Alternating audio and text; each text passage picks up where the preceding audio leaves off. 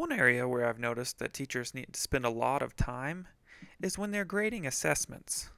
So I recently got to proctor this year's Smarter Balanced assessments, and what I noticed on the math test portion of it was that I think it'd be really easy to create some assessments just like these using Google Forms and even using conditional formatting once the kids have finished the surveys to actually kind of grade the tests for you so that you don't have to spend a whole lot of time going through each test and making sure who's getting them right and who's not.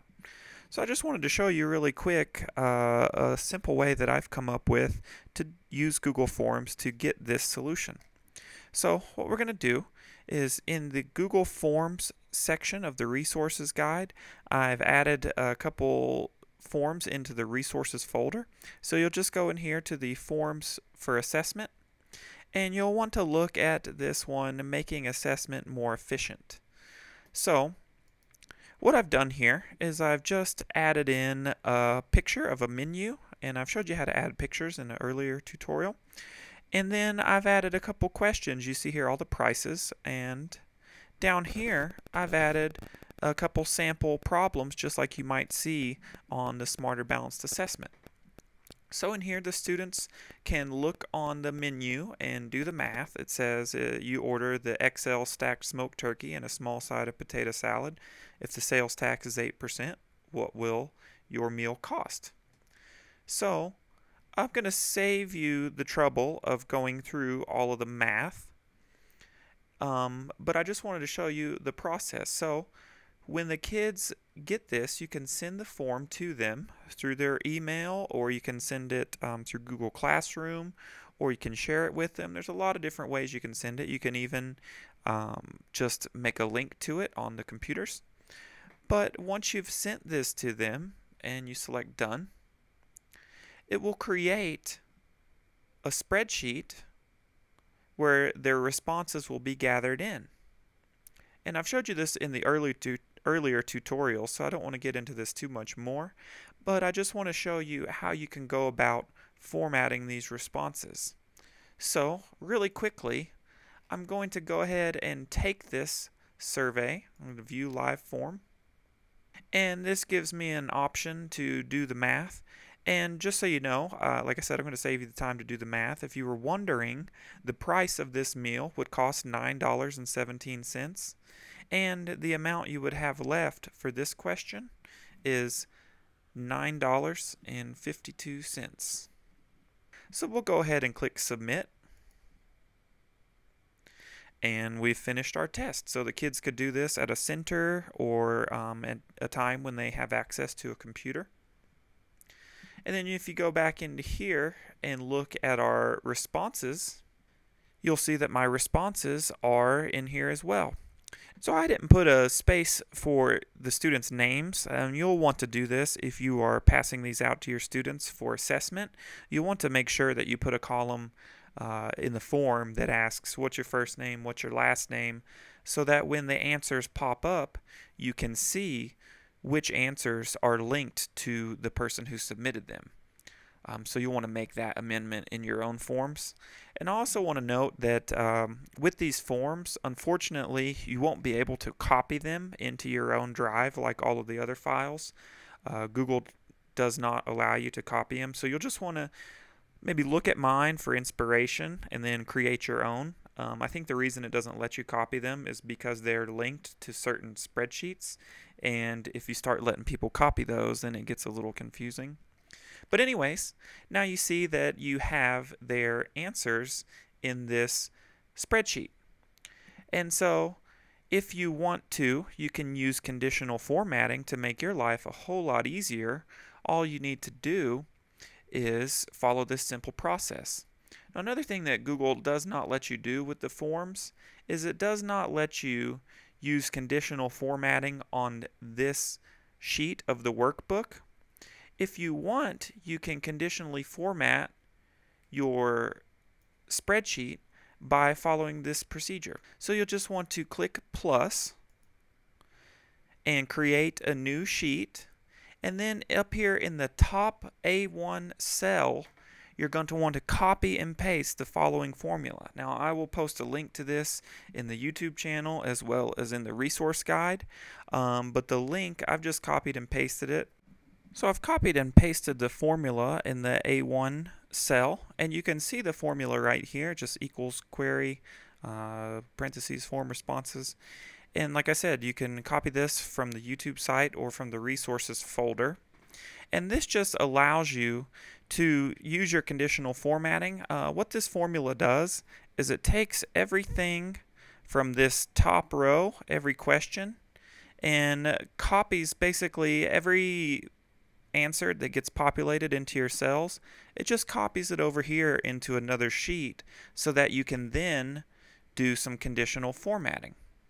So what I like to go ahead and do now is I like to freeze the first row so that as you scroll down you can just see who's answering what.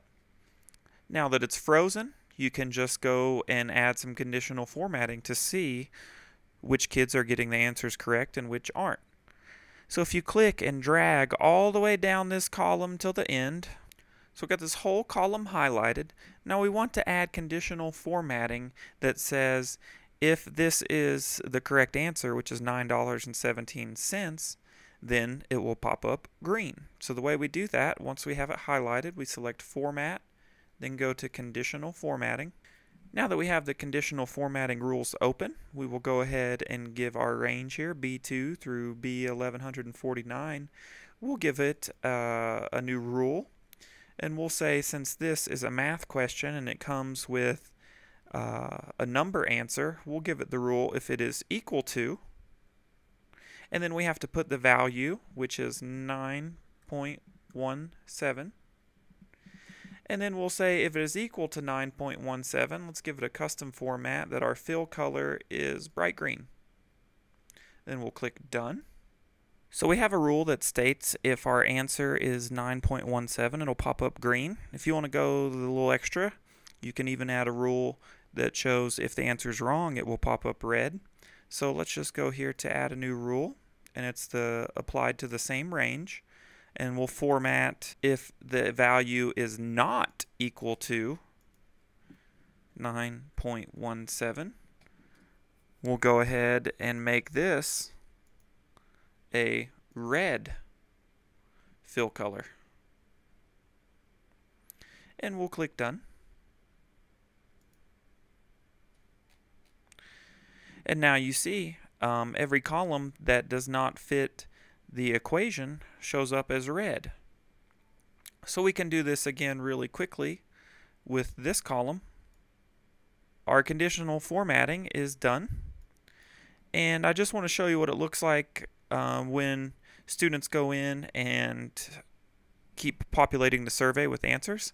So our survey is right over here, and let's click Submit Another Response. And this time I'm going to miss these on purpose. We'll say if this one is 8.49, and for this answer we'll say maybe it gives us $2 back.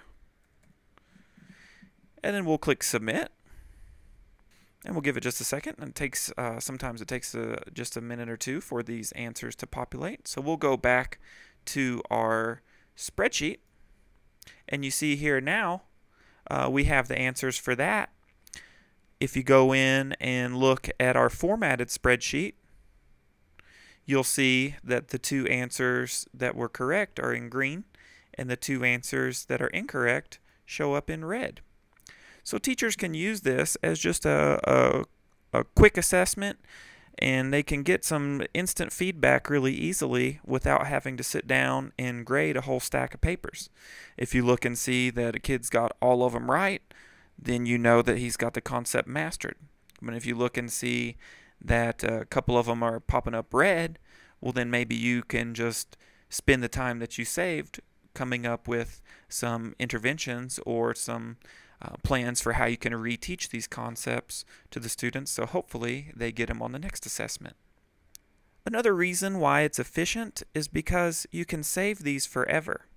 In an earlier tutorial I showed you to keep these forms. Each form should have its own folder where the form and the sheet with the results live. And so if you keep these organized, you can just create these, and then from year to year, if you need to make a little change to it, you can do that. You just go in and edit it like I showed you in the basic tutorial. But then you can also just delete the answers. So say you've given this assessment and all the kids took it, and then it's the next school year has come around. You can just go through here and delete the results. The conditional formatting all stays, and you go back in here and you can delete these results as well. And now you basically have a brand new blank test to give out to the students that you get in your class the next year. And you don't have to print off a whole bunch of copies. You don't have to sit there on your time at home and grade papers. You can have this free time back, and you can still get the same results that you would from giving a regular test. Not to mention, these are also really excellent practice tests for the students to take so that they get used to doing assessments on a computer. We all know that the Smarter Balance assessments are coming down the pipeline, and the sooner we get on practicing with them, the more prepared our students will be for those exams.